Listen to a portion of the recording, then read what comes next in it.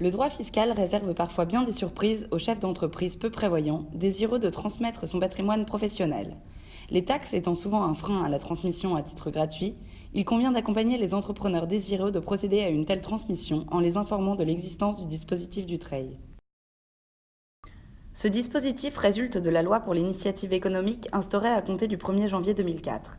Cette loi comprend un certain nombre de mesures visant à favoriser la création, le développement et la transmission des entreprises. Le dispositif Dutreil permet d'exonérer 75% de la valeur des parts qui sont transmises. Il y a derrière ce régime une conviction forte que la pérennité des entreprises passe par la stabilité du capital. Le dispositif Dutreil concerne en réalité deux dispositifs différents. Le premier est relatif à l'impôt de solidarité sur la fortune et présente beaucoup de similitudes dans ses conditions d'application avec le second, qui lui concerne les droits de donation ou de succession.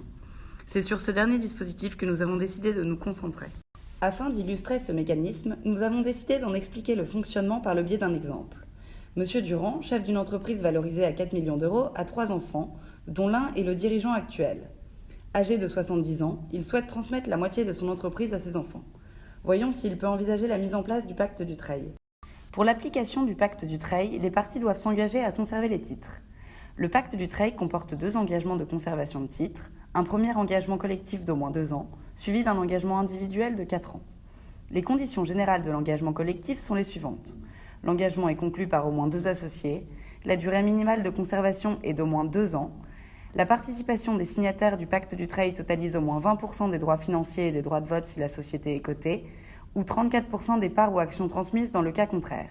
L'un des associés signataires exerce une fonction de direction pendant la durée de l'engagement collectif et pendant les 3 ans qui suivent la transmission. L'engagement collectif doit en principe exister au jour de la transmission. Cet engagement collectif est suivi d'un engagement individuel des bénéficiaires. Lorsqu'il reçoit les titres, le donataire, héritier ou légataire qui souhaite bénéficier du régime de faveur doit poursuivre l'engagement collectif jusqu'à son terme et s'engager individuellement à conserver les titres pendant 4 ans. La violation de l'engagement collectif par l'un d'entre eux peut potentiellement les pénaliser tous. En revanche, la violation de l'engagement individuel ne pénalisera que le contrevenant. Monsieur Durand devra donc établir une telle convention avec ses 3 enfants qu'il devra faire enregistrer ou constater par acte notarié.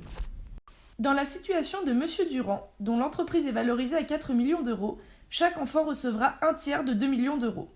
Afin de calculer les droits de chacun, il faudra donc appliquer un abattement de 75% de la somme qui lui revient, suivi de l'abattement ligne directe de 100 000 euros. Cela permettra d'obtenir la base imposable par enfant. Dans l'hypothèse où les dispositions n'ont pas été anticipées, 2 assouplissements constituent des mécanismes de rattrapage. En effet, l'engagement collectif peut être réputé acquis, et il peut également faire l'objet d'un engagement post-mortem. Il nous semble important de souligner qu'il n'existe pas de limitation de montant de l'abattement fiscal généré par le pacte Dutreil, ce qui en fait un régime très attractif.